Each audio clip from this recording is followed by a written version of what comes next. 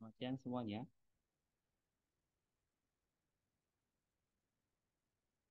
Selamat siang, Suster dan Bapak Ibu.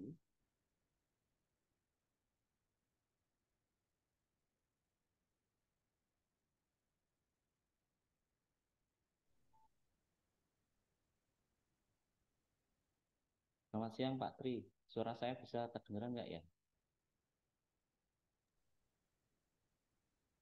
Suaranya Pak Kris kecil. Kecil ya? Nggih. Baik. Kalau sekarang, Pak, gimana?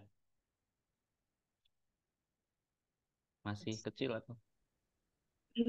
Pak Woko? Ter- Termasuk lumayan kecil, Sir. Walaupun lebih keras dari tadi. Masih kecil ya? Ya, Sekarang yang ini lebih baik. lebih baik ya? Nggih. Baik, terima kasih.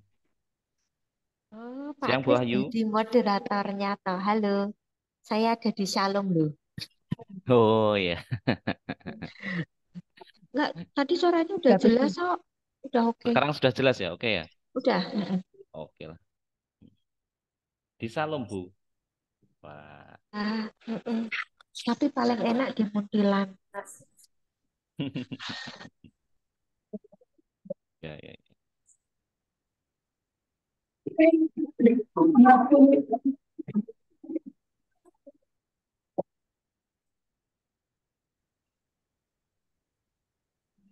Sudah banyak yang bergabung ya.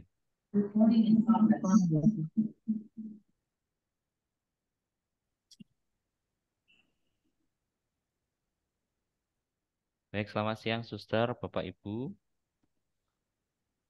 Baik dari Selamat kampus Regina siang. Pacis dan Yang kampus Maria Assumpta Klaten.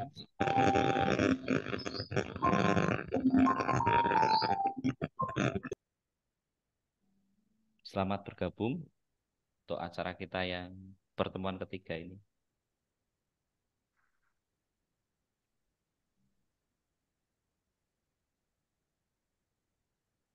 Sudah banyak yang bergabung.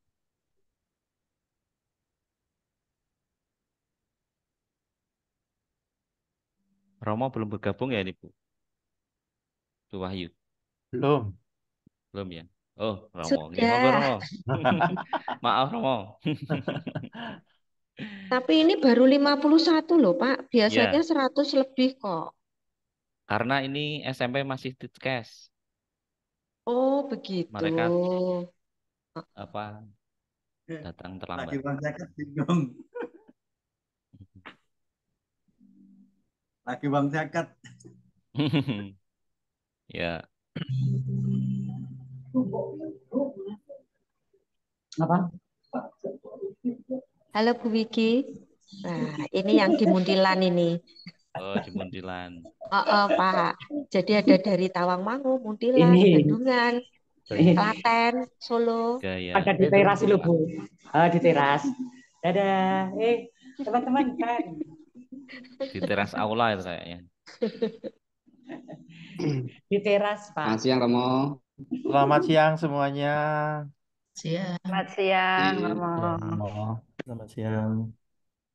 Baik, bagaimana Bapak Ibu Romo, apakah acara bisa dimulai sekarang nanti dari SMP Regina Pacis bisa menyusul?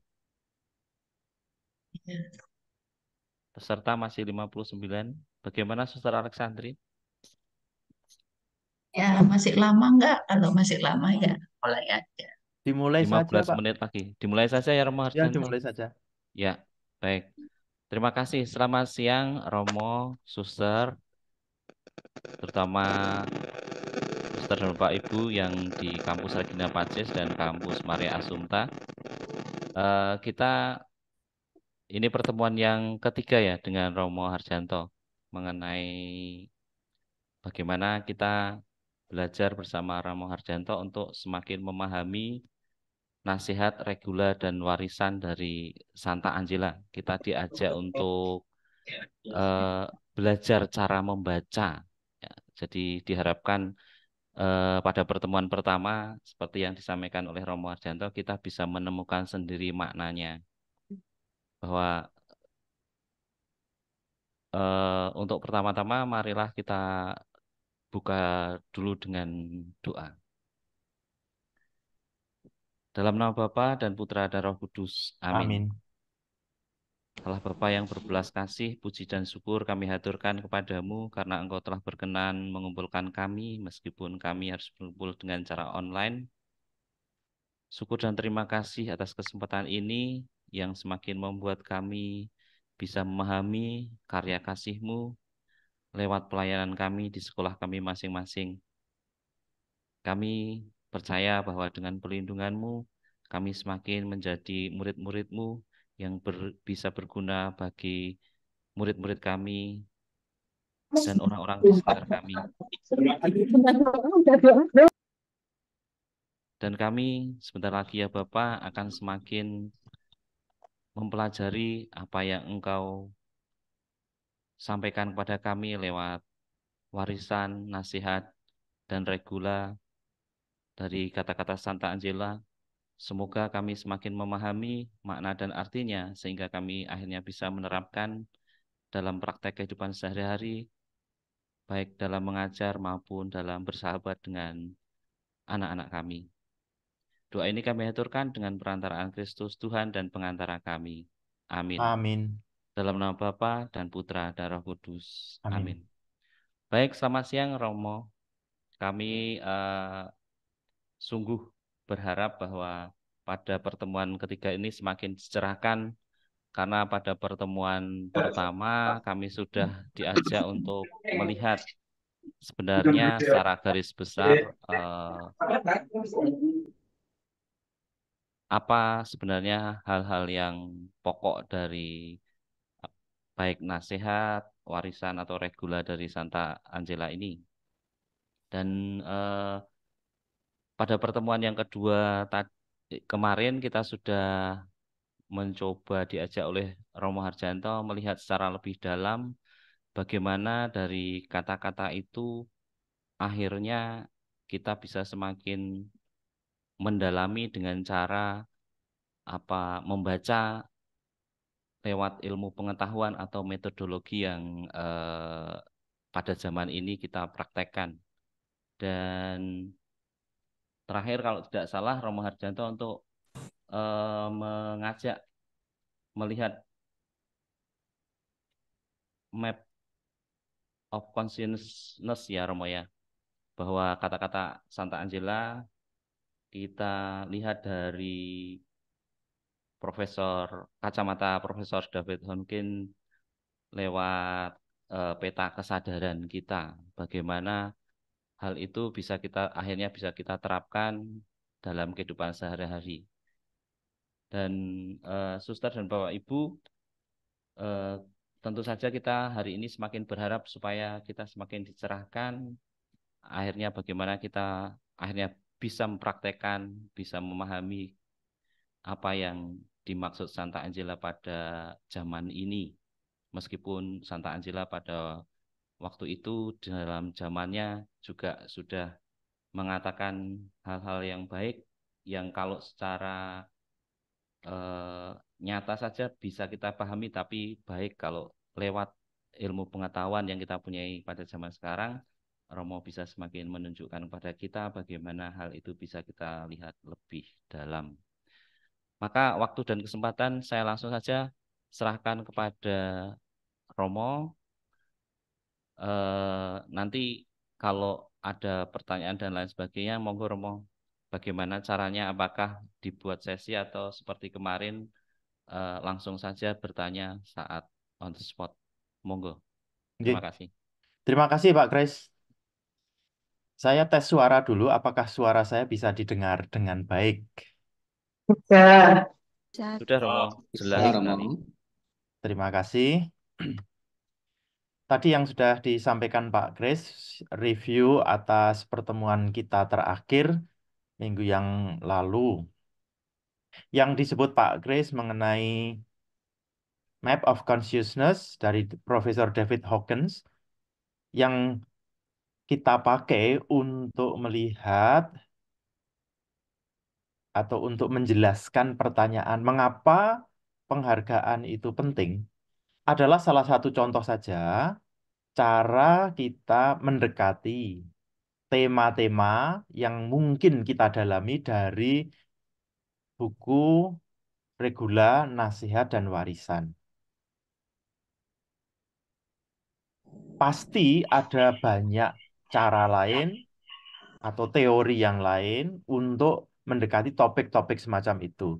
Nah, minggu yang lalu itu kita memunculkan map of consciousness-nya atau peta kesadaran dari David Hawkins itu untuk menjelaskan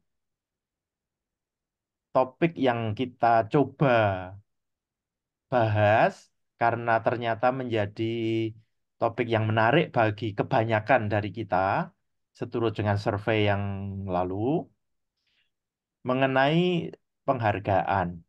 Dan ternyata topik mengenai penghargaan itu bisa kita lihat dari berbagai sudut pandang. Saya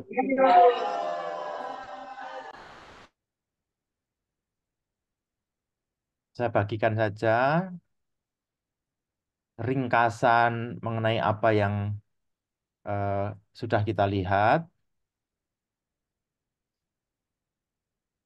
di minggu yang lalu. Pertama, kita akan memahami bahwa regula, nasihat, dan warisan sebagai teks itu bentuknya sebenarnya seperti surat. Kalimat-kalimatnya seperti puisi itu karena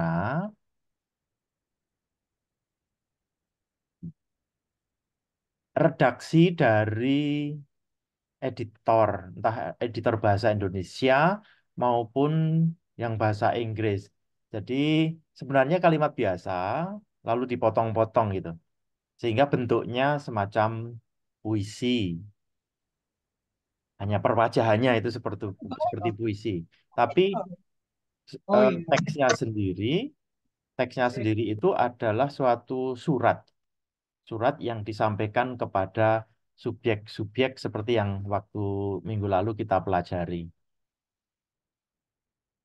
Terus kita memberi model kalau sudah menemukan satu tema, misalnya tema eh, penghargaan, satu tema yang menarik begitu.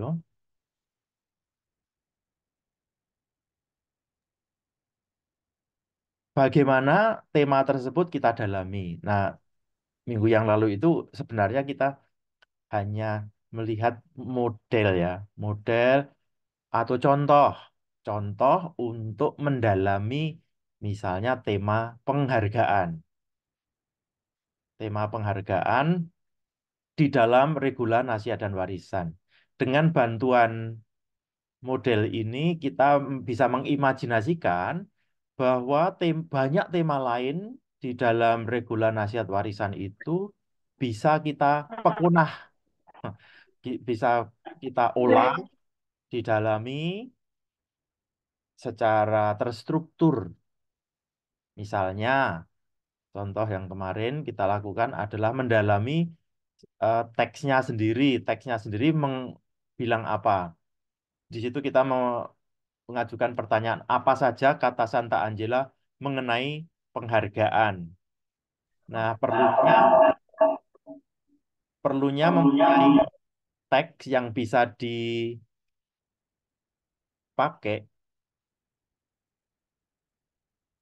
dalam komputer, terutama untuk mencari kata-kata kunci adalah untuk keperluan ini. Kemudian mendalami topik penghargaan itu dari konteks. Di konteksnya dipelajari. Ternyata konteksnya itu sendiri menarik dan menjadi suatu kajian sejarah. Mengapa Santa Angela menasihatkan agar siapapun memberikan penghargaan kepada subjek didik. Nah, itu ada kajian sejarahnya. Dan kajian sejarah sendiri kalau sudah ditulis gitu ya, kalau sudah ditulis lalu menjadi sangat panjang, itu kalau buku bisa menjadi satu bab sendiri. Lalu struktur itu struktur dari penghargaan atau tema penghargaan itu sendiri. Apa nalar dari prinsip penghargaan itu dalam pemikiran Santa Angela?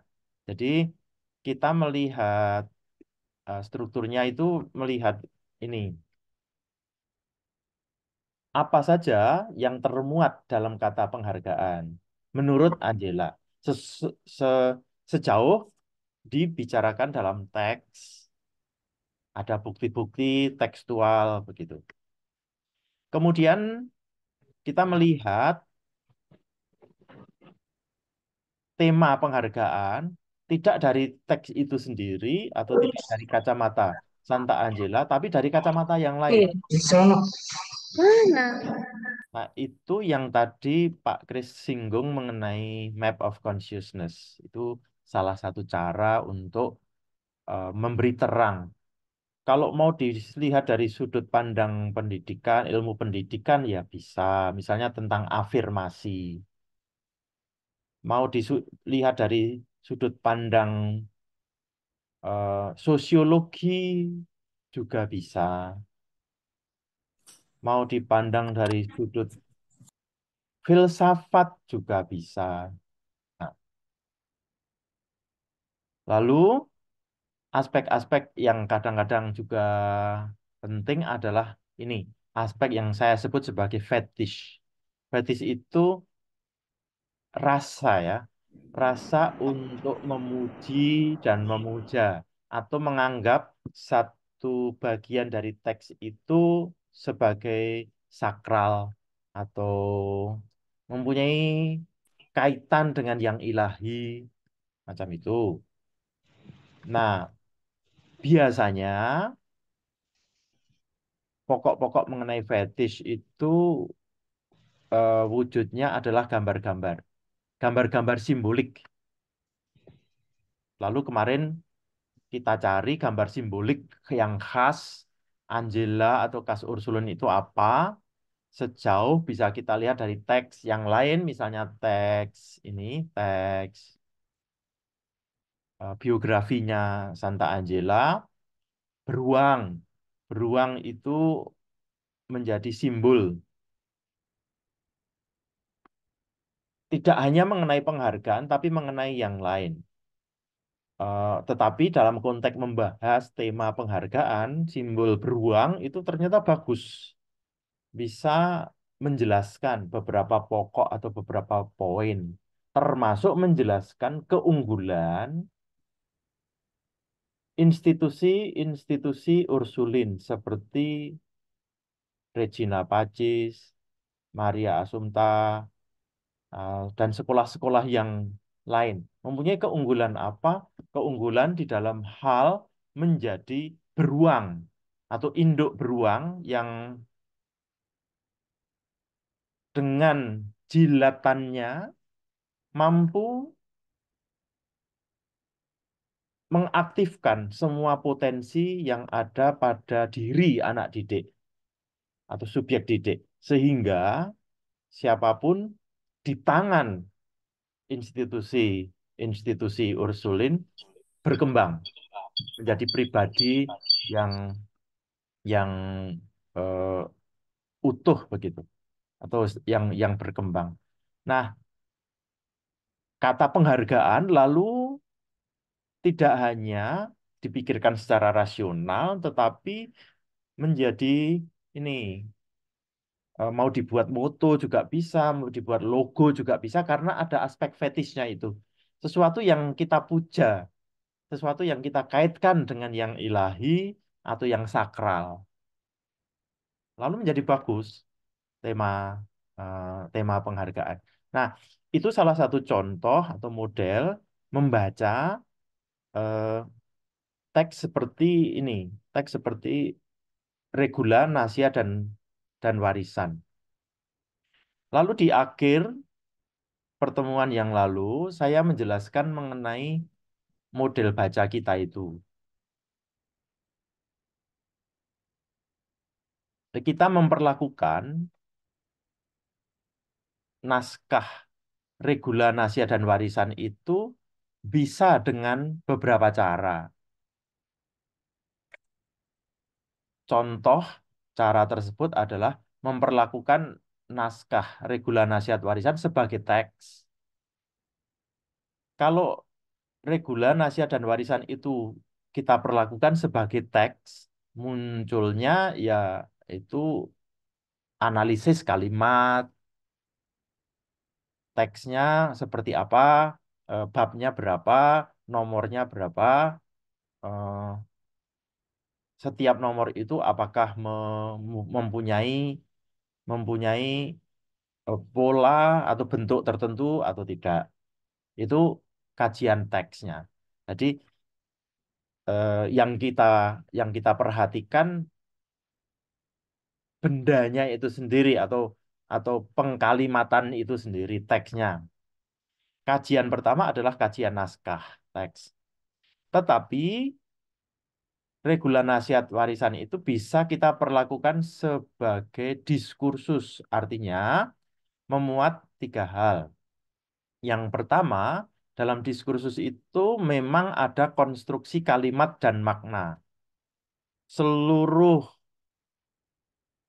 teks, regula, nasihat, dan warisan itu kan tiga teks.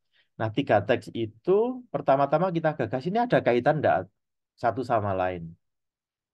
Pertanyaan ini sudah mengasumsikan kayaknya ada kaitan satu sama lain. Nah, kecurigaan ini penting. Lalu, karena kecurigaan ini akan menuntun kita untuk meneliti, membuat penelitian apakah ada kaitan tiga teks itu. Kalau ada kaitannya di mana dalam hal kesamaan kalimat-kalimatnya atau kosakata-kosakata yang mirip satu sama lain atau tematik. Temanya barangkali yang terhubung satu sama lain. Ini yang disebut diskursus, memperlakukan sebuah naskah sebagai diskursus, sebagai uh, suatu rangkaian pemikiran. Yang kedua, memperlakukan teks sebagai diskursus itu juga berarti mempelajari alam pikir pengguna bahasa. Alam pikir pengguna bahasa. Dengan demikian, ada dua sudut ini, atau tiga sudut. Yang pertama, kita bertanya mengenai bahasa yang dipakai oleh Angela sendiri. Itu bahasa apa? Misalnya bahasa Italia, kadang-kadang kita perlu merujuk bukan yang bahasa Indonesia, teks bahasa Indonesia, tetapi merujuknya ke bahasa, misalnya bahasa Inggrisnya. Apakah kata-kata yang dipakai dalam penerjemahan itu sama? Atau sebenarnya mempunyai perbedaan makna? Kemudian kalau mungkin dirujuk ke bahasa Italianya. Kalau kita belum menguasai bahasa Italia, enggak apa-apa. Sekarang itu ada chat GPT, ada dictionary, kamus berbahasa Italia yang langsung bisa menerjemahkan ini bahasa Italia ke bahasa Indonesia. Diketik saja, diketik, lalu dicari padanannya. Untuk apa? Untuk memahami alam pikir Angela dengan bahasa awalnya, asli yang dia pakai. Itu pertama. Yang kedua, kita ingat bahwa Angela itu mendiktekan naskah tersebut. Berarti ada proses pembahasaan Angela itu sudah ini sudah apa lewat pembahasaan orang lain gitu. Namanya Kosano yang tukang menulis itu. Berarti bahasanya Kosano dan Kosano itu cowok. Kemungkinan ada pengaruh dari Kosano itu. Nah, Kosano itu orang Italia juga, maka bahasa yang dia pakai itu bahasa Italia. Tetapi siapa Kosano itu? Keahliannya apa? Kosano itu ahli hukum gereja, ya. Kosano itu ahli administrasi, iya. Dia juga ahli pertanahan. Nah, alam pikir Kosano itu kadang-kadang juga membantu untuk dipelajari untuk bisa membaca naskahnya. Kenapa naskah yang kita terima itu bentuknya seperti sekarang. Kadang-kadang bisa membantu seperti itu. Yang ketiga adalah bahasa dari orang yang sedang membaca. Artinya kita. Kata penghargaan itu dan bahasa Indonesia ya. Tapi kita ini juga orang Jawa sekaligus, ada orang Batak sekaligus, ada orang Nias barangkali, ada orang Flores barangkali. Kata penghargaan itu dalam bahasa kita sendiri bernuansa banyak. Misalnya ya, penghargaan dalam bahasa Jawa itu, kalau diterjemahkan ngergani, itu ya nggak pas.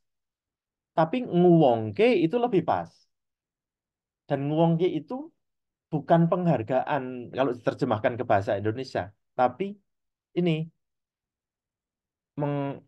nguwongke itu mengorangkan. Dan nuansanya adalah memperlakukan dia sesuai dengan derajat misalnya. Kalau saya dengan dia itu omongnya ngoko, berarti saya memperlakukan dia itu setara dengan saya. Tapi kalau saya harus omong kromo kepada dia, berarti orang ini kan harus saya perlakukan dengan pada posisi dia. Nah, nguwongke itu bisa berarti macam ini, memperlakukan orang sesuai dengan posisi dia.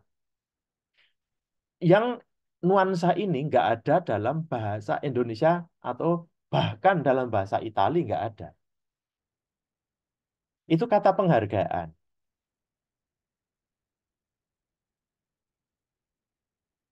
Mungkin ada padanan yang lain dari kata penghargaan itu dalam bahasa bahasa kita. Eh, dan nuansa dari bahasa itu macam-macam, eh, sesuai dengan alam pikir pengguna bahasa itu. Termasuk di dalamnya adalah pengalaman. Jadi kalau saya sedang omong penghargaan itu ada konten emosi atau isi emosinya. Karena bisa begini. Misalnya saya bisa jadi adalah orang yang sangat sensi dengan penghargaan.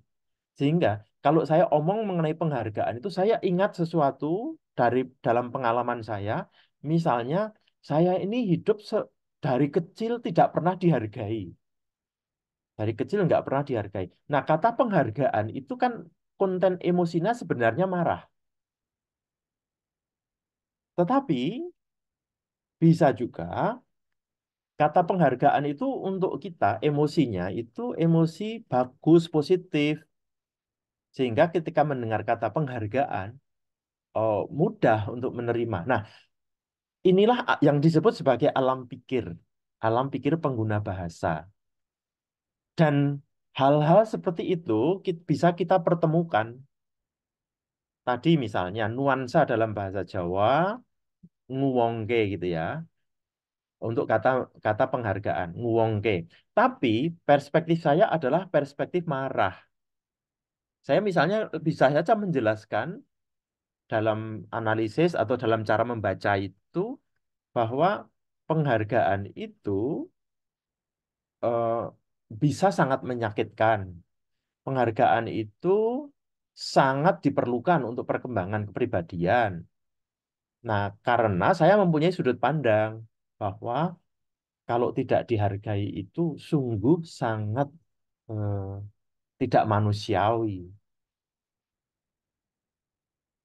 Bisa jadi saya karena pengalaman macam itu, kesensian macam itu, lalu menjadi sangat peka, lalu melihat detail pengalaman tidak dihargai pada anak-anak,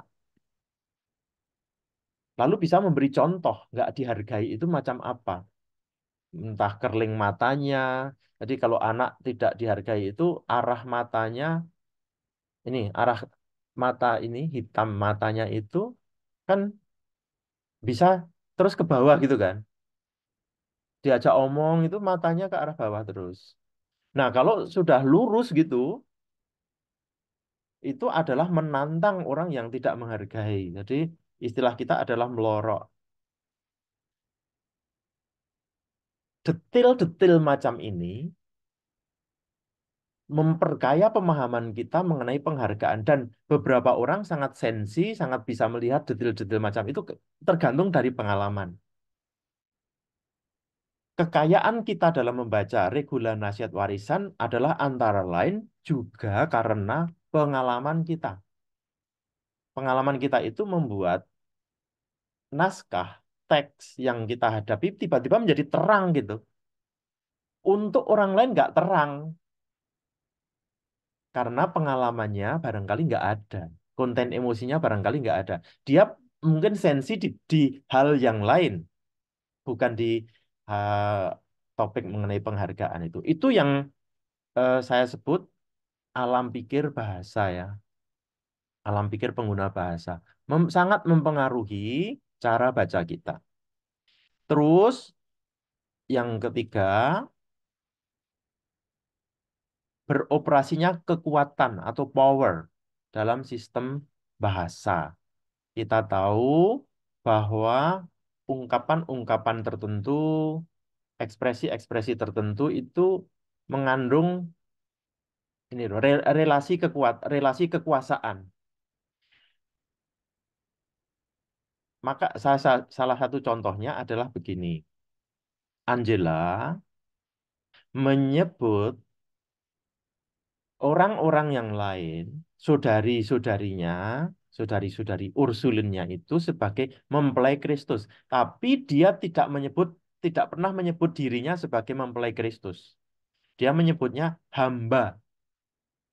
Nah, seperti itu membuat kita lalu menengok ternyata Angela sangat berkepentingan dengan istilah. Dia juga tidak memakai kata pemimpin, misalnya gitu. Dia tidak memakai kata pemimpin dan tidak pernah memaksudkan para ibu atau orang-orang yang dipasrahi untuk mengelola institusi sebagai pemimpin. Itu pilihan sadar Angela. Dan kata-kata yang dia pakai bukan pemimpin, tetapi lady atau matrone, ibu.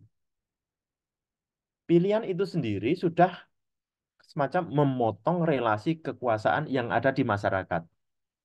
Beda kalau ternyata kata yang dia pakai adalah pemimpin, berarti kita bisa menginterpretasikan relasi yang dibangun melalui nasihat-nasihat itu adalah relasi anak buah dan pemimpinnya. Tetapi Angela enggak, tidak seperti itu. Nah, kita sebagai pembaca perlu sangat peka dengan pilihan-pilihan kata macam ini karena pilihan kata itu memuat di dalamnya relasi kekuasaan. Dan kayak gini ini perlu diamati. Itu membaca teks dengan sebagai suatu diskursus ya. Sebagai suatu diskursus.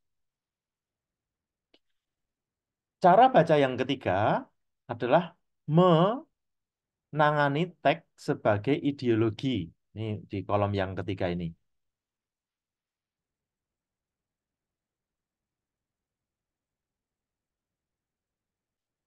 Kata dasarnya ide. Ide itu berarti pemikiran. Ah, sesuatu yang abstrak yang ada di belakang gitu. Nah, istilah untuk ideologi itu adalah untuk menjelaskan secara mudah, ada sesuatu yang tertutup yang di balik semuanya ini. Atau ada sesuatu yang tidak ingin ditunjukkan di balik semuanya ini. Tetapi sesuatunya itu harus jalan terus. Itu kata lain kalau kita mendengar kata ideologi itu apa sih? Itu ide dasar sebenarnya, ide dasar atau latar belakang pikiran dari seluruh kesemuanya ini. Itu ideologi. Nah, fetish, fetish melihat aspek yang membuat kita semacam kecenderung untuk memuja, untuk menganggapnya sebagai sakral, menganggapnya sebagai punya kekuatan, itu perlu diamati paling pertama. Karena paling mudah, paling kentara. Itu kan eh, macam ini ya. Kalau kita mengucapkan yang disebut rapal ya. Rapal itu kan mantra. Mantra itu kita ucapkan dan untuk mengucapkannya kita harus membuat tata cara lebih dahulu. Misalnya tata caranya raup 3 kali, cuci kuping, cuci kaki, pokoknya dalam keadaan bersih, berpakaian layak, dan kemudian baru mengucapkan rapal. Nah, mengucapkan rapal itu dengan dalam dalam kondisi badan siap, itu kan berarti memperlakukan teks sebagai mempunyai kekuatan. Kita memujanya gitu.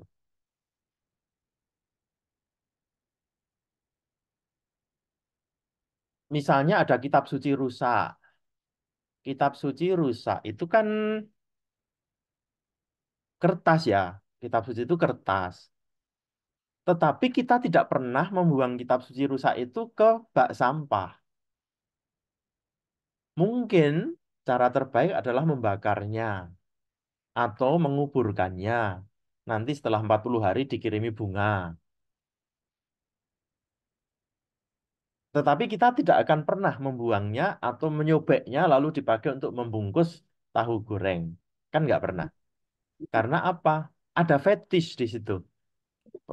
Kita relasi kita dengan kitab suci, meskipun kitab suci itu teks ya, sebuah teks.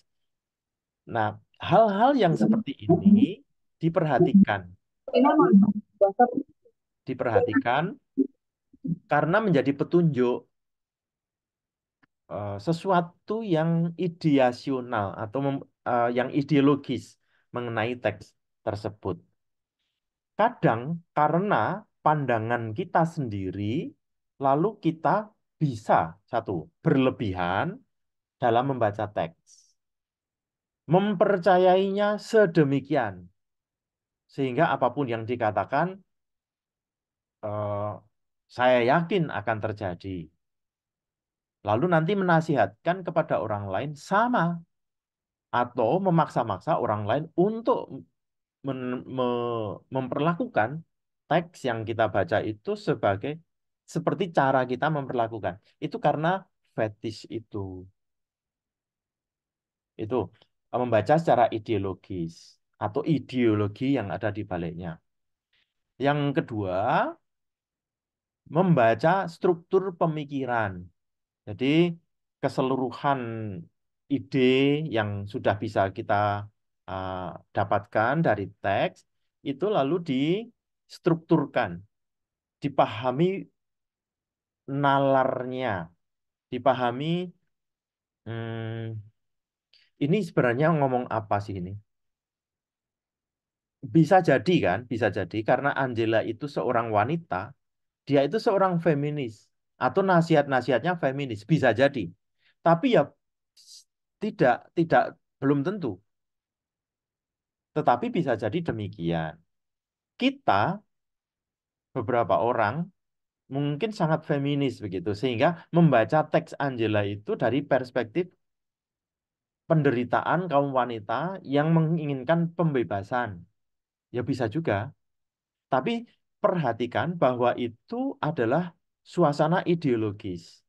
Dan belum tentu suasana ideologis itu akan membawa kita kepada sesuatu yang inspiratif atau memang teks itu agaknya maksudnya demikian. Jadi perlunya untuk mengamati hal-hal ini adalah supaya kita hati-hati dalam membaca teks sekaligus mendalam ketika membaca teks. Lalu ideologi itu juga dijalankan dalam berbagai macam cara dan alat pengatur. Artinya, yang ada dalam teks itu ada dalam praktik. Praktik itu bukan perbuatan saja, tetapi struktur gedung, bangunan, eh, sistem. Misalnya kata penghargaan tadi itu juga bisa sangat ideologis untuk institusi. Sehingga dalam institusi dibuat 5S dan harus dilaksanakan 5S itu. Tegur, sapa, salam, senyum, simpul gitu ya, senyum simpul. S yang kelima. Eh, itu adalah sistem. Kenapa ada 5S itu? Bisa secara ideologis itu adalah pendidikan penghargaan. Tetapi beberapa anak akan membaca, oh ini bukan soal penghargaan, pendidikan penghargaan, ini supaya kami menghargai. Jadi institusi ini sebenarnya memperlakukan kita sebagai second class, para pemilik institusinya itu sebagai first class. Maka lalu dibuatlah SSSS itu. Kita pelakunya yang menerima penghargaan adalah orang-orang atas itu. Itu ideologi. Orang bisa membaca secara ideologis macam itu. Nah, ideologi itu sesuatu yang ada di balik semuanya dan tertutup. Maka perlu disingkapkan, disadari, dioncei. Ketika kita membaca teks semacam Regula Nasia dan Warisan itu, ideologi itu memperkaya. Pembacaan secara ideologis memperkaya. Membuat kita ngeh, membuat kita sadar apa yang perlu dikoreksi, apa yang perlu dilanjutkan, mana yang sebaiknya tidak, mana yang sebaiknya eh, diteruskan. Itu kesimpulan kita kemarin dalam pertemuan kemarin. Tapi menurut saya inilah yang eh, seperti menjadi model cara membaca. Apapun ya sebenarnya naskahnya, tidak hanya Regula Nasia dan Warisan, tetapi naskah-naskah apapun, termasuk buku-buku pelajaran, teks-teks, eh, misalnya cerita-cerita dalam buku bahasa Indonesia anak-anak SD, itu bisa dibaca atau dianalisis dengan cara ini mau diperlakukan sebagai naskah, sebagai diskursus, atau sebagai ideologi. Dengan cara ini, kita tidak perlu mengatakan ini adalah pendidikan kritis. Karena praktek ini sendiri sudah kritis. Kalau kita mengatakan pendidikan kritis, itu kadang kita malah ini tersesat. Tersesatnya apa? Kita menjadi kritis. Apa-apa dikritiki ngono loh. Padahal maksud kritis itu adalah memahami konteksnya secara luas, elemen-elemennya secara luas. Itu kritis. Sehingga membaca teks sebagai naskah, sebagai diskursus, sebagai ideologi, itu adalah penalaran kritis, itu adalah pembacaan secara kritis, tanpa mengatakan itu sebagai pembacaan yang kritis. Kata kritis sering menyesatkan kita. Nah, Bapak Ibu me, eh, saya kira memang apa namanya terus menerus sambil sambil berlatih sambil membaca apapun tiap hari itu berpikir mengenai tiga lingkup ini teks sebagai naskah, sebagai diskursus, dan sebagai ideologi. Nah, contohnya adalah yang kita lakukan minggu lalu mengenai kata penghargaan. Mungkin tentang hal ini ada pertanyaan-pertanyaan dulu. Silahkan kalau ada.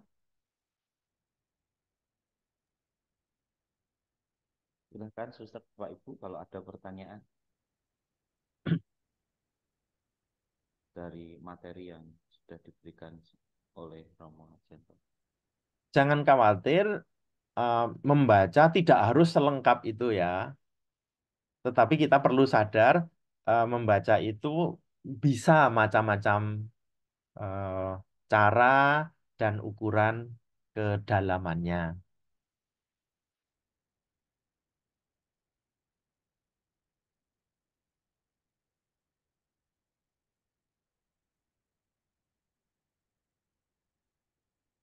Kalau belum ada Belum pertanyaan, ada. saya lanjutkan sedikit dengan melengkapi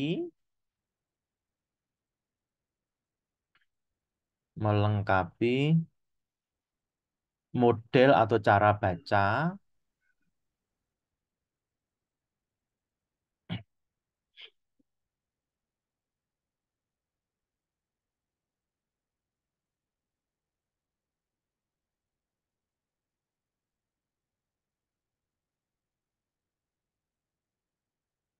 Kita bisa menghadapi beberapa jenis teks. Ini adalah produknya. Produk teks itu bisa macam-macam, bisa bentuknya itu ajaran, bisa bentuknya itu naskah, bisa bentuknya itu diskursus. Diskursus itu contohnya buku. Bisa bentuknya ideologi. Ini bentuknya ya. Bentuknya ideologi itu contohnya teks-teks kenegaraan, teks-teks ulasan mengenai Pancasila, ulasan mengenai komunisme, itu bisa eh, kita kategorikan sebagai teks ideologi.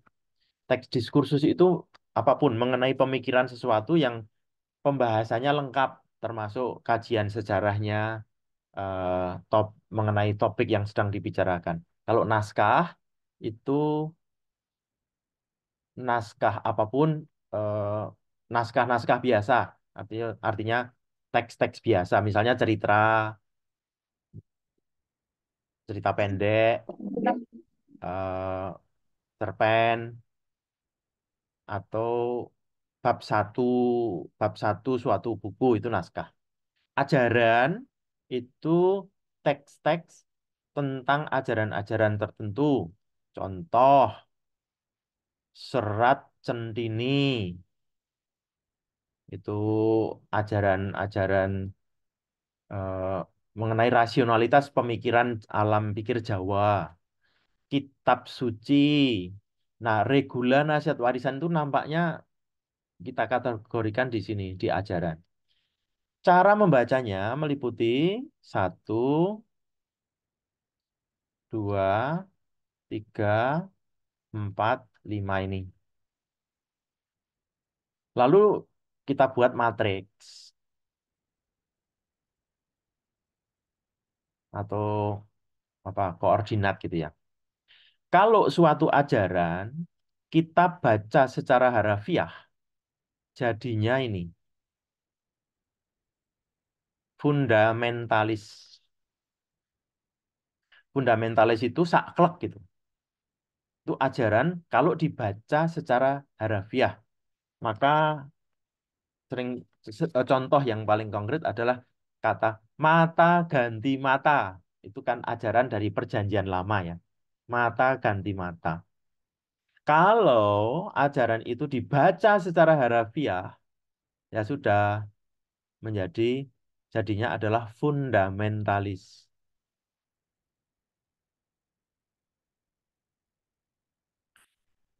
Sementara kalau dibaca secara hermeneutik,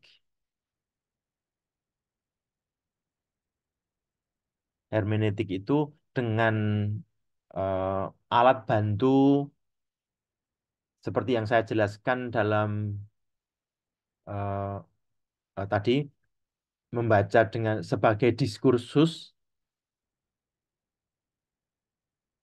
misalnya latar belakang kebahasaannya, latar belakang sejarahnya, latar belakang pemikirannya, konsep-konsep yang ada di balik semuanya itu membaca secara hermeneutik, lalu mencoba menerka pesannya, barangkali ajaran itu nanti akan memberikan secercah kebenaran. Tapi kebenaran itu juga bukan absolut. Kebenarannya itu ya partikular. Partikular itu artinya pas untuk beberapa orang atau dalam konteks tertentu itu partikular. Termasuk naskah kalau dibaca secara hermeneutik mungkin hasilnya adalah ya sedikit menjelaskan mengenai kebenaran. Tetapi misalnya naskah dibaca secara harafiah ya namanya salah baca karena itu naskah. Naskah itu membutuhkan interpretasi. Termasuk teks-teks diskursus, teks-teks ideologis. Kalau dibaca secara harafiah, nanti jadi salah baca. Nah, membaca regula nasihat warisan secara harafiah bisa membawa kita kepada suatu fundamentalisme atau yang kedua kesalah baca. Oleh karena itu, kita memerlukan alat bantu, ya. Kita memerlukan alat bantu. Dan umumnya alat bantu yang lumayan untuk kita eh, agak seimbang begitu. Seimbang itu artinya ada kajian teksnya, ada harafiahnya, tapi juga ada kajian yang lainnya, misalnya fetish, strategi ideologi adalah cara baca hermeneutik. Ini sebenarnya dulu asal usulnya, asal usulnya itu ilmu kitab suci, cara menginterpretasikan kitab suci dulu-dulunya. Tetapi sekarang hermeneutik itu berkembang menjadi teori-teori kritis. Kalau dalam bidang-bidang ilmu yang lain, hermeneutik itu teori-teori kritis, menjadi alat bantu untuk membaca suatu teks naskah agar kita mendapatkan pesan yang tidak sangat menyimpang. Nah, kehati-hatian yang ketiga adalah ini. Kalau ajaran dibaca secara ideologis atau naskah atau diskursus dibaca secara ideologis, bahayanya antara lain adalah munculnya represi. Represi itu model interpretasi yang melahirkan kekerasan. Kekerasan itu ini sering kita dengarnya sebagai harus karena itu adalah interpretasi kita padahal. Tetapi karena interpretasinya itu sangat ideologis, yaitu sesuai dengan yang kita inginkan dan itu sebenarnya juga kita sembunyikan, maka lalu menjadi sangat represif terhadap orang lain. Jadi, naskah pun itu bisa sangat represif. Regula, nasihat, dan warisan itu bisa menjadi sangat represif. Termasuk menjadi alat evaluasi macam itu. Karena ini, kita membacanya sangat ideologis. Menginterpretasikan sesuai dengan mau-mau kita atau agenda-agenda kita. Itu ideologis.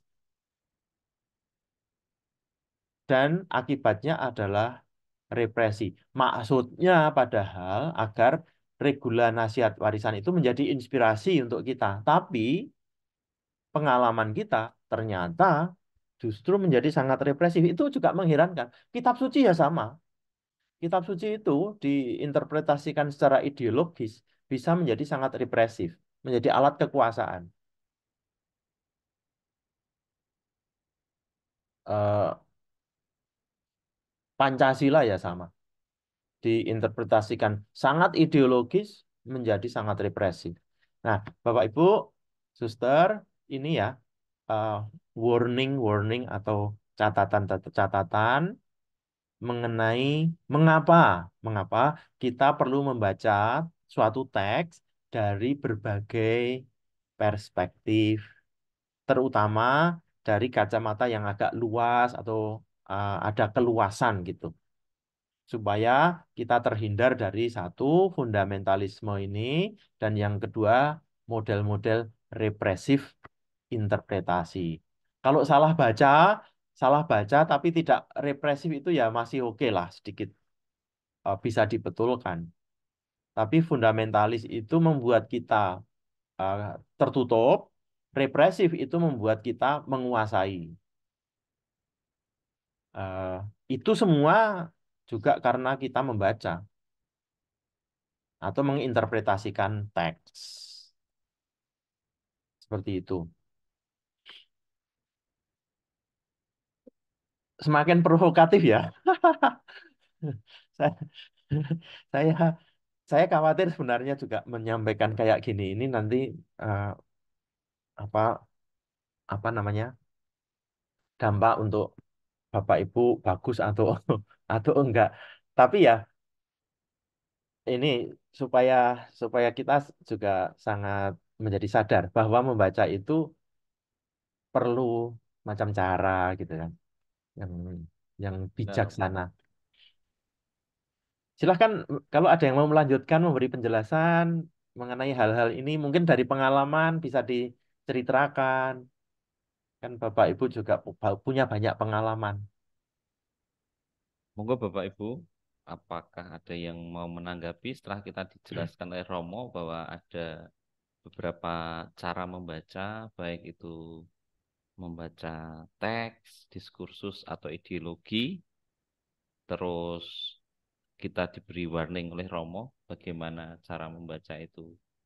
Kalau tidak pas nanti akan bisa menjadi fundamentalis, salah baca, atau malah jadi represif. Jadi menurut pengalaman Bapak Ibu bagaimana bisa menanggapi atau bertanya kepada Romo? Monggo, Suster dan Pak Ibu sekalian.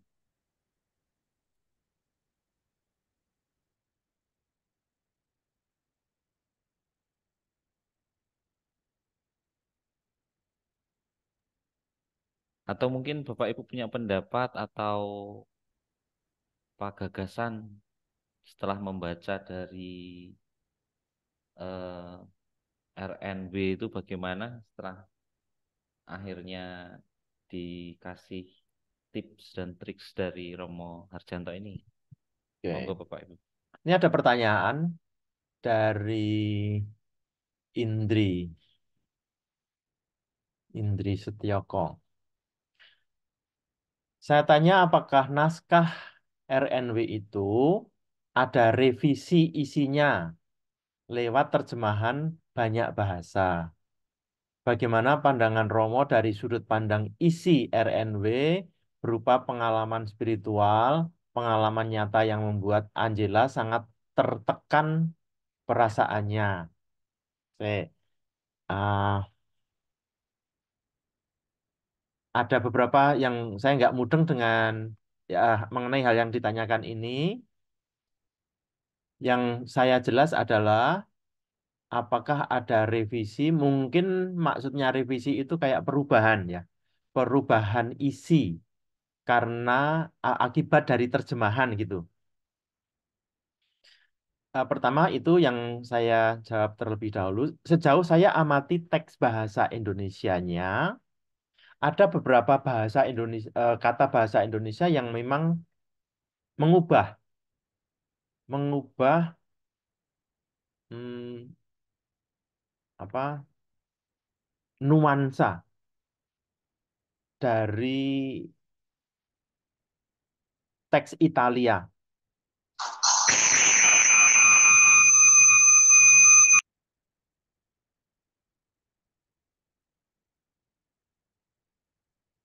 Bentar, saya tidak siap dengan contohnya, tetapi ketika saya pernah menjumpai beberapa beberapa kata yang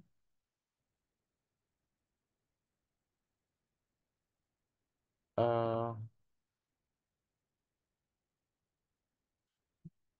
karena ditulis dalam bahasa Indonesia lalu kurang bisa mencerminkan ini makna makna yang ada dalam bahasa Itali. Bentar, saya lupa. Tapi itu terjadi ya, Bu Indri, bahwa proses terjemahan itu menghilangkan beberapa nuansa, mungkin juga beberapa isi sebenarnya. Kan ada istilah lost in translation itu. Hilang, hilang karena diterjemahkan. Lost in translation. Hilang karena diterjemahkan. Jadi itu umum, umum buku apapun, termasuk kitab suci. Nah, gini contohnya. Kalau saya membaca kitab suci bahasa Indonesia,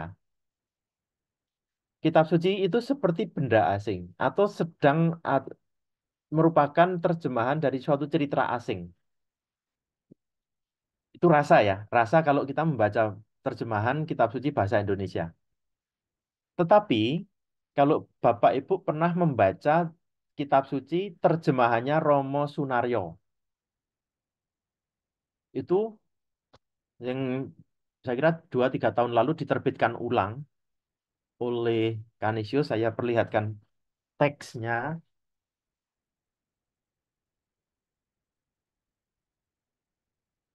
Nah ini, kandel iki sak gulu, sak seleher saya. Tapi ini bahasa Jawa. Nah, itu terjemahannya Romo Sunario, Kandelera Umum. Ya, dijual di Canisius showroom. Ini saya bukan iklan, tetapi teks kitab suci yang terjemahan bahasa Jawa ini, entah karena penerjemahnya yang pintar luar biasa atau memahami, kita itu seperti berada di Jawa dan sedang membaca kitab suci, bukan sedang membaca naskah dari Timur Tengah gitu. Kayak pohon, nama pohon itu seperti saya kenal. Nah, kalau dalam bahasa Indonesia, nama pohon itu seperti nama yang asing, nggak pernah. Ini bendanya yang mana sih? eh Biji sesawi. Biji sesawi itu apa? Kita kan membayangkan biji sesawi itu anu toh, kecil, sing dimaksud sawi gitu kan. Ya, Yes. Nah, bayangan kita itu sawi, bijinya kecil, oh sawi.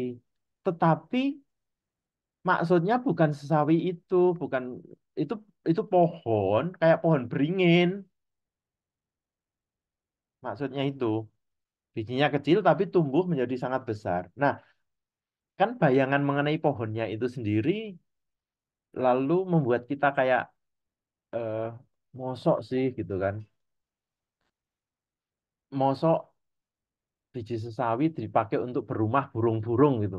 Atau pohon sesawi dipakai untuk rumah burung-burung kan nggak masuk akal. Kita sulit capek itu membayangkannya. Nah, yang bahasa Jawa ini seperti pohon pun diterjemahkan ke alam pikir Indonesia, mungkin alam pikir Jawa ya. Lalu membacanya nggak capek. Ini nada kosakata pilihan-pilihannya itu bagus. Bayangan saya, Regula Nasia dan Warisan itu yang sekarang ya versi sekarang itu masih perlu kayak direvisi lagi. Saya membaca yang terakhir eh, kayak menemukan pokok-pokok poin-poin yang eh, nampaknya perlu sebuah revisi revisi terjemahan. Itu eh, pertanyaan mengenai naskah dan revisi terjemahan. Bagaimana pandangan Romo dari sudut pandang isi RNW berupa pengalaman spiritual? Maksudnya apa ya ini ya?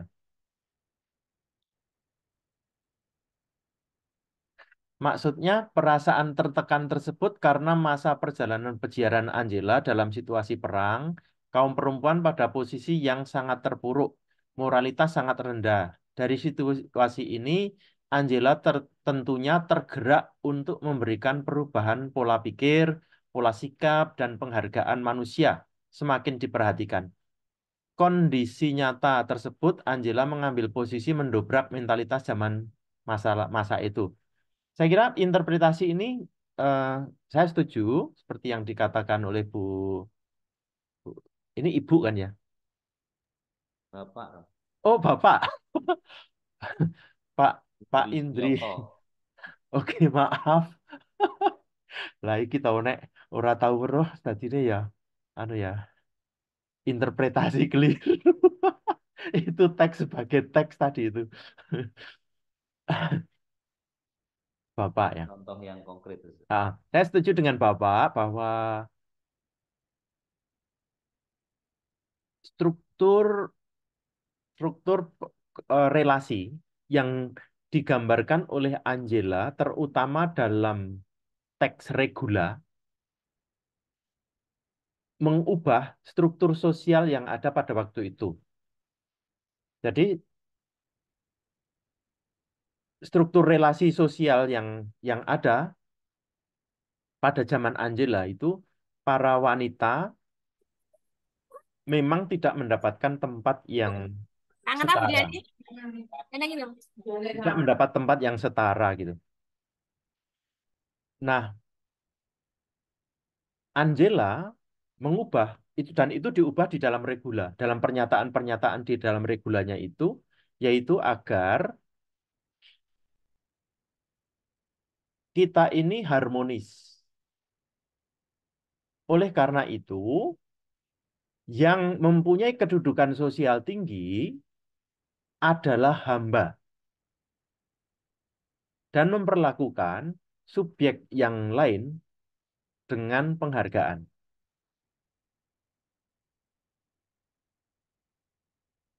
Regulanya sendiri sudah mengubah struktur sosial. Itu adalah yang Bapak sebut sebagai mendobrak mentalitas zaman. Maka benar, regula nasihat dan warisan itu semacam teks magnifikatnya Maria yang kaya akan diturunkannya, yang berkuasa akan dijatuhkan. Semuanya dengan tangan kosong akan lari. Sementara yang rendah ditinggikannya. Itu kan pembalian. Dan ini lagunya, lagunya, lagu yang kemudian diterjemahkan, diteorikan dalam komunisme. Janjane. Menjadi sama rata, sama rasa, sama rata. Dan modelnya adalah revolusi. Dan revolusi ini diucapkan oleh seorang wanita namanya Maria.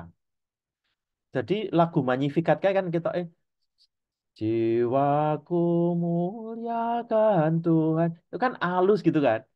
Tapi jadi itu lagu revolusioner, lagu pemberontakan. Diucapkan oleh seorang wanita eh, namanya Maria. Tetapi itu kan interpretasi ya, interpretasi zaman orang-orang ideologis ya bisa. Nah, diinterpretasikan sebagai dengan cara lain seperti dibaca wise atau bijak menurut pandangan Kristiani, ini adalah Tuhan yang turun tangan atas keserakatan banyak orang. Tuhan mengangkat kehidupan banyak orang melalui kelahiran Sang Penyelamat gitu. Sama regula nasihat warisan itu kalau mau diinterpretasikan sebagai revolusi ya bisa. Akan tetapi kita bisa membacanya juga dengan lebih mild atau lebih langsam. Ini adalah cara untuk memanusiakan manusia. Dari Ada SD, pertanyaan satu lagi. ya silahkan Pak. Pak Kris bisa membaca? Baik, dalam doa Santa Angela terdapat kalimat, terangilah kegelapan hatiku dan berikan kepadaku rahmat untuk memilih kematian daripada melukai dirimu yang agung. Kalimat ini mempunyai makna agak berat dan ngeri-ngeri sedap. Apakah karena kami membacanya secara harafiah atau interpretasi kami yang salah? Mohon pencerahan, Romo. Terima kasih. Ya, baik.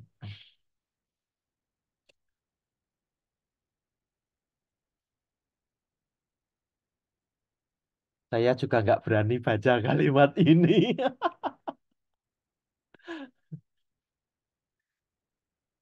Tapi ada konteks. Jadi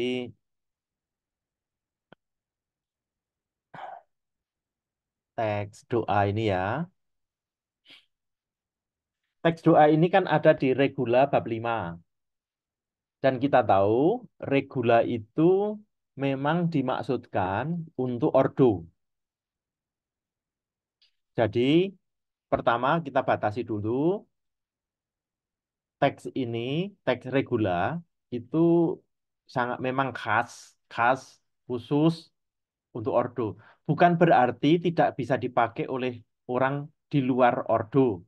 Ordo itu tarekat ya, tarekat religius. Bukan berarti nggak bisa dipakai di orang di luar itu bisa. Tetapi mempunyai kekhasan eh, kosakatanya, lalu ungkapan-ungkapan dan hal-hal yang disampaikan itu untuk ini, untuk anggota ordo. Satu. Yang kedua, anggota ordo pun, anggota ordo pun mendoakannya.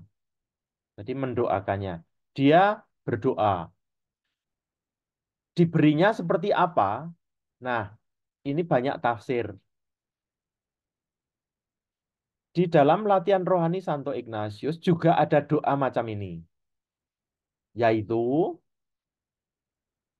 mohon rahmat agar aku mengalami yang dialami oleh Kristus. Itu kata-katanya sederhana, tapi dampak atau jane prakteknya itu mengerikan.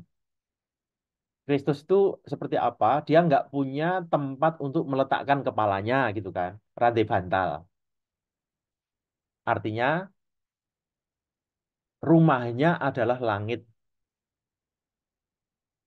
di bawah langit itu.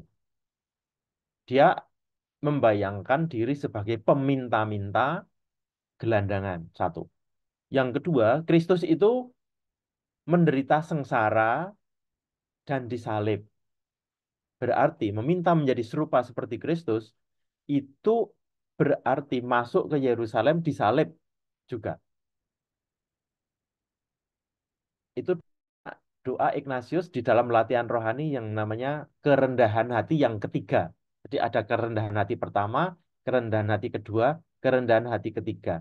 Yang ketiga itu minta menjadi serupa dengan Yesus. Tetapi itu juga diinterpretasikan macam-macam karena memang ada yang menjadi martir, betul. Tetapi ada yang anugerah-anugerah keserupaan dengan Yesus itu macam ini. Bapak Ibu mungkin ngalami. Nunggoni misalnya bapak atau ibu yang lelaku ya, yang lelaku, yang sudah yang sedang menjelang ajal gitu.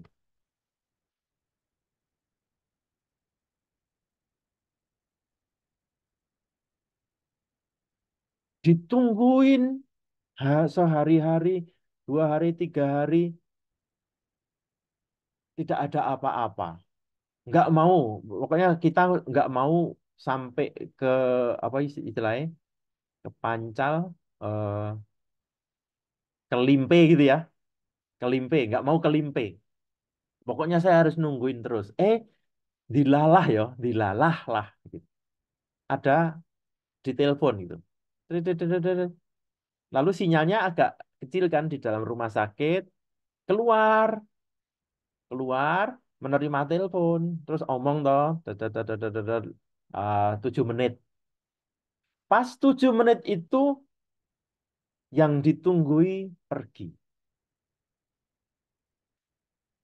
Nah, apa yang Bapak Ibu katakan mengenai kejadian itu? Wah, simbah, Bapak atau Ibu ngelimpek ke, gitu kan? Ngelimpek ke ya. Udah ditungguin berhari-hari, tiba saatnya kok yo, saya harus pergi dan tidak ada di situ. Nah, kayak gitu ini, peristiwa macam ini, kan ada banyak interpretasi. Saya dilimpek ke, Bapak ora kerso. Tetapi dari kacamata orang Kristiani, kita bisa menginterpretasikannya misalnya begini. Ketika Yesus itu wafat, apa doanya? Apa yang dikatakannya? Yang sebelum menjelang wafat. Eloi, Eloi, lama sabachthani. Ya Allahku, kenapa engkau meninggalkan aku? Itu situasi apa? Itu situasi kesepian luar biasa. Murid-muridnya meninggalkan dia, dan sekarang Bapa yang menjadi pegangannya juga meninggalkan dia. Rasanya dia loh ya, gelap. Dia seperti ditinggalkan sungguh-sungguh. Nggak ada pertolongan apa-apa. Itulah orang kesepian. Dan beberapa orang dari orang tua kita, simbah kita, bapak, ibu, orang-orang dekat kita, diberi anugerah keserupaan dengan Yesus yang meninggal dengan cara itu. Jadi itu bukan ngelimpek, gitu. Tetapi dia menerima rahmat keserupaan dengan Yesus. Barangkali itu yang diimpi-impikan oleh bapak dan ibu kita, simbah, yang kita nggak ketahui. Mungkin itu doanya, tapi kita nggak tahu. Kita hanya bilang, saya dilimpek. Tapi kalau misalnya merunut sejarah panjang orang tua kita yang kita tunggu itu, barangkali itulah yang dia cita-citakan. Dan betul diberi anugerah. Nah, yang didoakan, terangilah kegelapan hatiku dan berikan kepadaku rahmat untuk memilih kematian daripada melukai dirimu. Itu mirip, mirip permohonan keserupaan eh, dengan sengsara Kristus sendiri. Diberikannya bermacam-macam. Paus Yohanes Paulus yang kedua meninggalnya berbeda. Kalau yang model pertama tadi itu Fransiskus Asisi. Itu ngelimpek kayak orang-orang yang jagani dia. Dia kan minta Fransiskus Asisi itu ditunggoni gitu ya, didoakan oleh banyak orang, ditunggoni. Terus dia saat terakhir gini, tolong un, eh, diundangkan Romo supaya dikirimkan komuni untuk saya. Betul, yang nungguin itu pergi. Nah, ketika pergi itu Fransiskus Asisi meninggal. Mirip. Nah, Paus Yohanes Paulus kedua itu meninggalnya gini toh, tenggorokannya kan sakit itu radang berat. Nah, dia itu dinasihati oleh dokter pakai painkiller Bapak Suci. Dia mengatakan tidak, ada saatnya manusia harus memeluk penderitaannya. Karena Yesus pun datang ke dunia ini dan memeluk penderitaan manusia itu. Tidak untuk disingkiri, tidak untuk dihindari. Sangat luhur bahwa manusia memeluk penderitaannya. Lalu, karena nggak pakai painkiller atau pereda rasa sakit, setiap kali menghela nafas, Bapak Suci itu seperti memasukkan sesuatu yang seret. Jadi aliran udara itu perih kalau kena radang. Dan itu sakit. Padahal dia harus bernafas. Sehingga setiap kali bernafas, itu seperti ngangkat badan. Gitu. Gitu. Apakah itu kutukan meninggal dengan kesakitan? Nah, kita orang Kristiani mengingat waktu Yesus disalib, dia itu kan disalib begini toh, dipaku di sini, dipaku. Nah, orang dipaku itu kakinya harus mancat supaya bisa nafas. Setiap kali mau bernafas itu kakinya mancat, lalu tangannya ini ditarik, ditarik, gitu. Seperti itu. Maka kalau waktu itu kan hari Sabat dan nggak boleh ada orang tergantung di salib, maka harus cepat meninggal orang-orang yang disalib itu. Maka para penyalib kan harus mempercepat kematian dan caranya mempercepat kematian Oh, setiap adalah hari kalian mie terus konsumsi. caranya mempercepat kematian adalah dengan Sekolah mematahkan kaki, mematahkan kaki. Supaya apa? Supaya nggak bisa mancat. Kalau nggak bisa mancat, ini kan tangannya kegantung loh, badannya kegantung, lalu dia nggak bisa nafas lagi. Gitu. Nah, Bapak Suci itu meninggal dalam keadaan sakit dan sakitnya itu juga mirip yang dialami oleh Yesus waktu disalib. Di situ kita kita kayak mengatakan dia diberi anugerah keserupaan dengan Yesus. Nah, doa ini doa Santa Angela, terangilah kegelapan hatiku. Berikan kepadaku rahmat untuk memilih kematian daripada melukai dirimu yang agung. Itu adalah doa Yesus. Singkirkanlah piala ini daripadaku, tetapi terjadilah padaku menurut perkataanmu. Itu mirip kan ini maknanya. Itu doa Yesus. Nah, Santa Angela itu mengungkapkannya dengan cara itu. Asosiasinya adalah bahwa dia sebagai orang yang tinggal di dalam ordo mengikuti secara sangat total, secara sangat harafiah bahkan kehidupan Yesus itu. Jadi doa yang ada dalam teks ini, meskipun kita doakan tiap hari, toh perlu juga interpretasi, interpretasi konteksnya, sehingga kita agak agak luas memahaminya, bukan seperti harafiah memilih kematian daripada melukai dirimu, tetapi iya hanya saja maksudnya adalah rahmat keserupaan itu. Mungkin begitu tanggapan saya. Mungkin ini eh, ada tanggapan yang lain atau yang lain bisa menjelaskan. Kalau nggak tahu kalau penjelasan para suster bagaimana ya yang ini doa ini.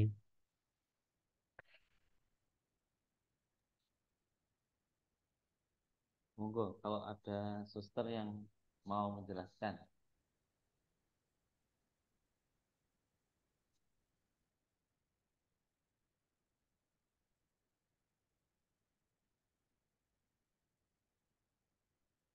Oke, pertanyaan-pertanyaan nampaknya sudah jawab. Saya lanjutkan dengan satu poin lagi ya, Ya, Romo. yaitu mengenai cara khas yang diselipkan diselipkan dalam catatan Santa Angela mengenai cara membaca. Dan halnya terdapat dalam teks warisan. Saya akan tunjukkan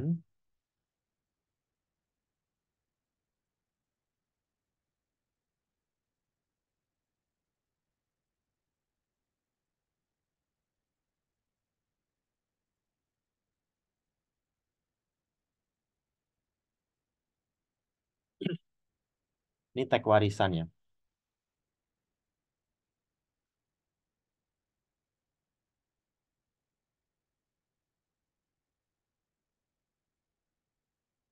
Nomor 1, nomor 2 juga sudah kita baca. Nomor 3, ini berkat.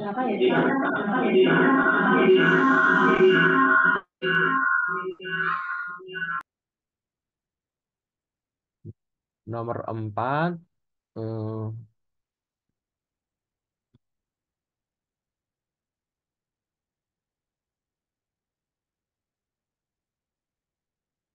sapaan, masih sapaan. Nomor 6,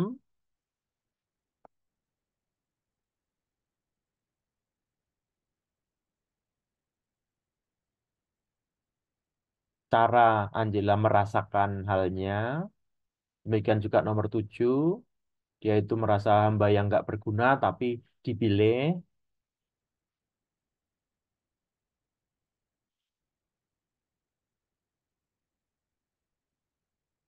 Kesaksian dia bahwa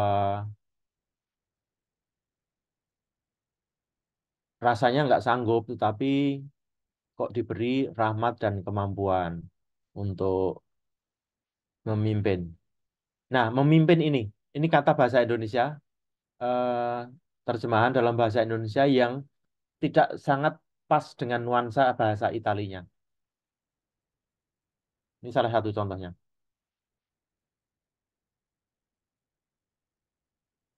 Memenuhi kebutuhan mereka, terutama yang menyangkut pembentukan dan ketabahan. Kata pembentukan itu mungkin juga eh, kurang bisa kita pahami dengan cepat. Itu formasi. Formasi itu pendidikan. Tapi ini bahasa khasnya para Ursulin. Saya kira penerjemahnya mengatakan formasi menjadi suster itu atau pendidikan menjadi suster itu dengan istilah ini, pembentukan. Tapi kalau dipakai bahasa Indonesia macam ini pembentukan, nampaknya kita nggak cepat menangkapnya. Kalau pendidikan gitu ya, itu cepat. Tapi kata pendidikan juga nggak pas karena bahasa Italinya bukan itu.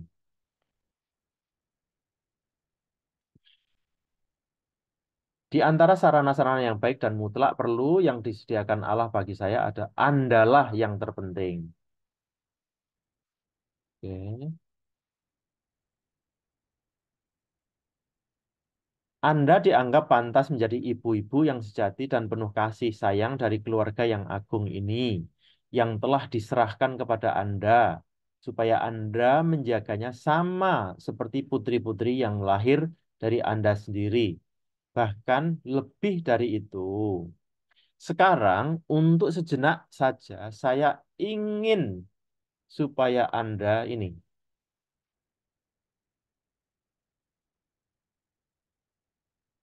memperhatikan rahmat yang besar serta kebahagiaan yang menjadi milik Anda. Ya, kalau dia mengatakan ini, rahmat yang besar serta kebahagiaan yang menjadi milik Anda, itu yang mana maksudnya? Rahmat yang mana? Kebahagiaan yang mana yang menjadi milik itu? Kan tanya toh. Kok itu diperhatikan? Nah, rahmat dan kebahagiaan yang besar yang dimiliki itu adalah semua hal yang dikatakan oleh Angela dalam bentuk nasihat, dalam bentuk warisan, maupun dalam bentuk regula. Itulah. Maka terhadap hal-hal itu yang perlu dilakukan apa?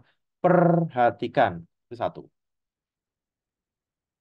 Karena Allah telah memilih Anda sebagai ibu dari begitu banyak perawan yang telah menyerahkan mempelainya ke dalam tangan Anda dan mempercayakan mereka dalam bimbingan Anda. Betapa besarnya terima kasih yang harus Anda ucapkan kepadanya. Ini ya.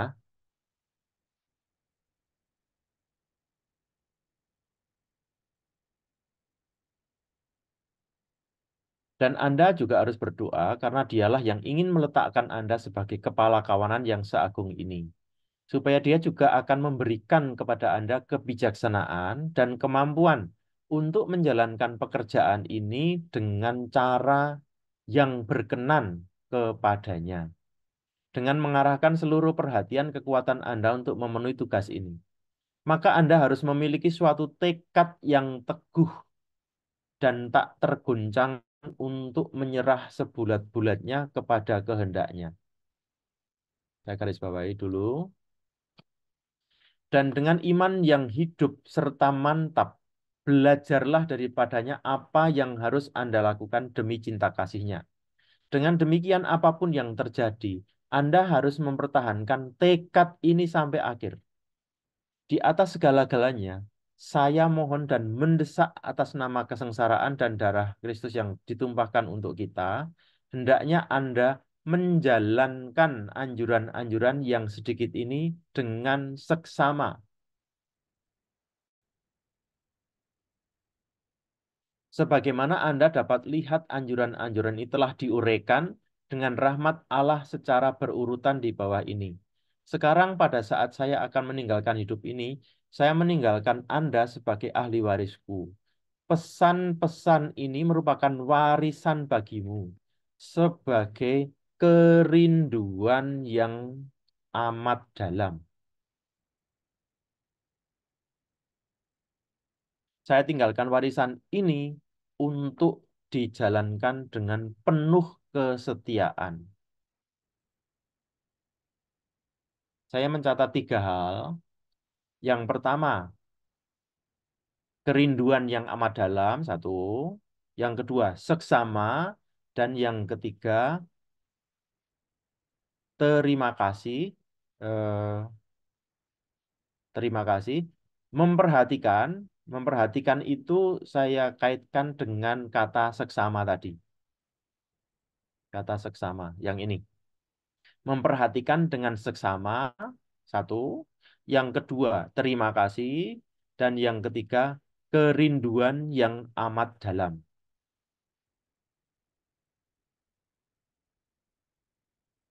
Bapak Ibu, 3 kata ini tadi, yang pertama adalah terima kasih.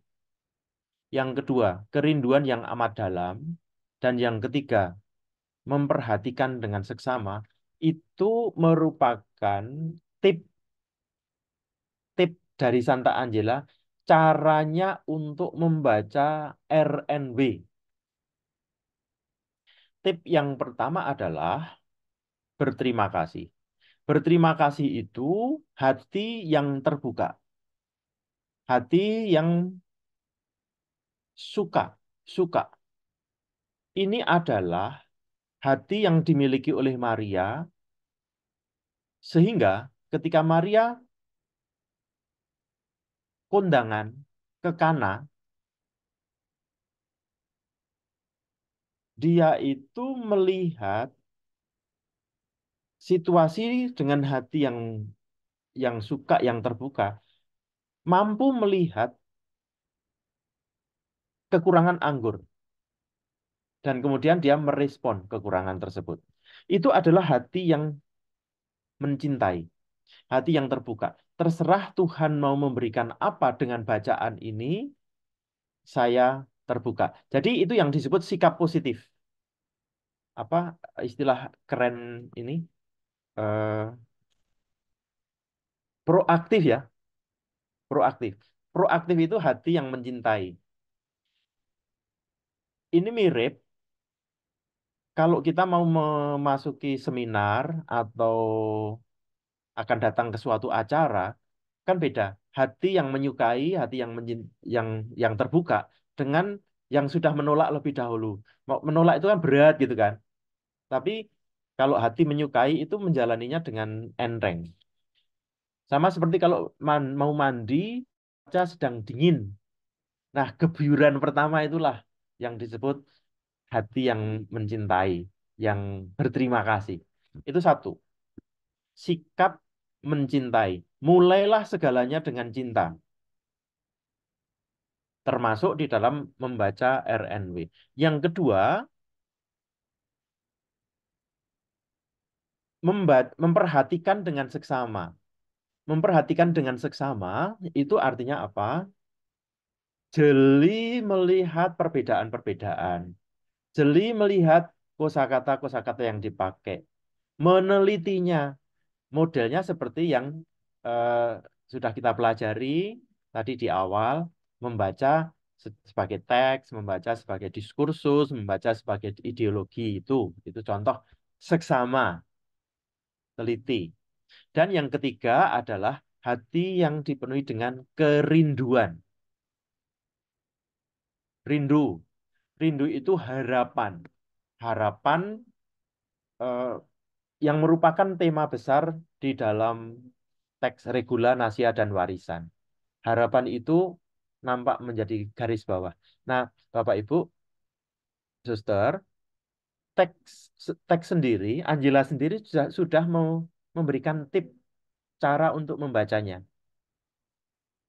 Maka yang kita jelaskan tadi tidak jauh-jauh dari ini, dari apa yang Angela sendiri katakan untuk kita mengenai membaca regula, nasia, dan warisan. Nah, itu eh, poin-poin yang bisa saya sampaikan untuk hari ini jam 3.31. Untuk pertemuan yang terakhir nanti kan offline ya. Jadi tatap muka mungkin, dan saya lihat jadwalnya ini waktunya panjang ya. Dari dari pagi sampai sampai siang. Mungkin untuk sesi itu nanti secara khusus kita bisa membahas yang kaitannya dengan pedagogi ya. Karena RNW dan pedagogi. Eh, itu mungkin lebih relevan untuk keperluan-keperluan ini, pengembangan kita sebagai pengelola sekolah, sebagai guru, sebagai staf sekolah. Saya kira untuk sesi 1, 2, 3 kita sudah mempunyai cukup gambaran ini caranya untuk membaca regula, nasihat, dan warisan, dan semoga semoga seperti itu yang dikersake oleh Bapak Ibu semuanya. Saya nggak tahu persis. Waktu itu saya mendengarkan Suster Vero menjelaskannya seperti itu. Eh, Cara membaca supaya banyak variasinya, supaya agak ada perspektif yang lebih, itu caranya gimana gitu. Begitu untuk pertemuan hari ini, Pak Chris.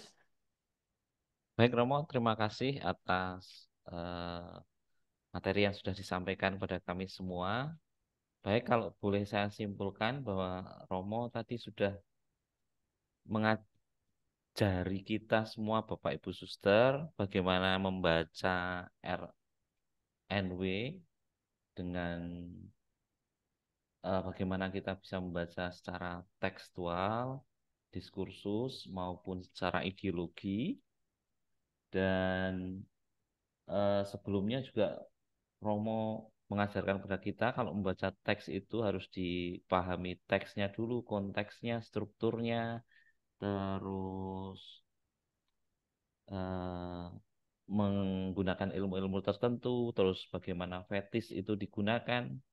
Terus yang terakhir, ini yang saya rasa penting juga bagi kita Bapak Ibu, dalam membaca teks kita juga harus tahu batas-batasnya. Karena kalau secara kan teks ada 4 tadi, ideologi, diskursus, naskah, dan ajaran.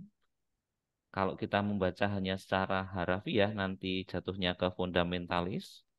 Tapi kalau sangat ideologis, kita nanti akan menjadi represif.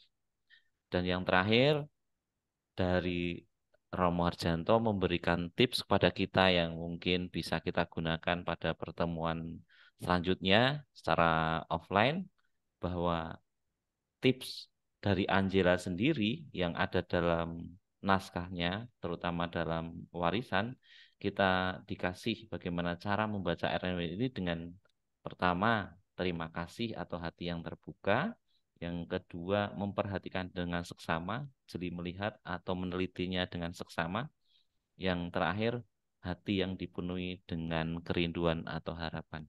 Begitu Romo saya kira untuk kesimpulan, apakah sudah pas atau belum? Monggo.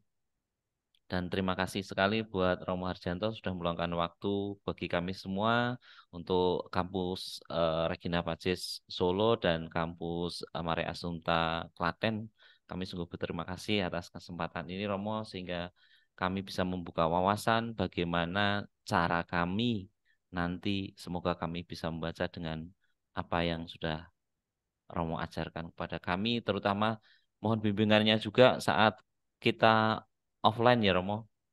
Kita mungkin masih perlu butuh panduan yang meskipun waktunya lama, saya rasa dari pagi sampai siang kami yang kadang masih kurang paham mungkin bisa Tanggal berapa rasa Pak ya? waktunya. Semuanya Romo. Tanggal berapa? Oh, tanggal Maret berapanya? ya? Maret tanggal Iya, bulan Maret itu Romo. lupa. Sebentar, Saya saya tanggal cek. 6 Ya, atau saya berapa juga. gitu. Kayaknya kan bulan Tanggal berapa 9. Bu Lestari? 9 sepertinya ini. Oh iya. 9 ya. Minggu Hari kedua Sabtu. itu Romo. Hari Sabtu. Hari Ya. libur kan? Hari libur ya. Hari Sabtu. Sabtu Hari... libur. Tapi minggu kedua kami masuk Romo.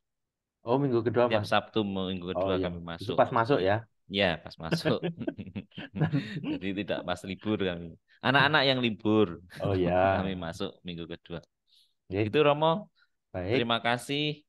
eh untuk penutup, apakah bisa minta tolong Bu Lestari untuk menutup dengan doa? Monggo.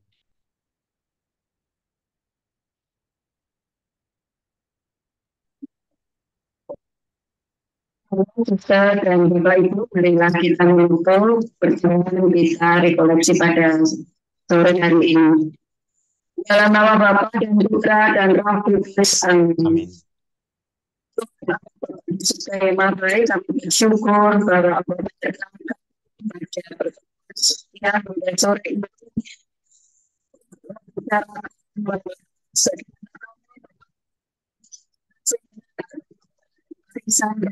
kesejahteraan telah mendapatkan dari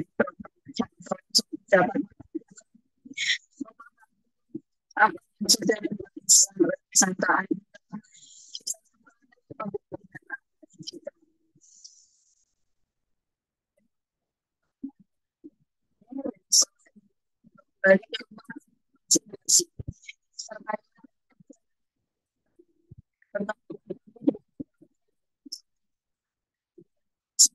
untuk kembali beraktivitas melakukan belajar dan esok pagi kami kembali ke tempat untuk kami berdoa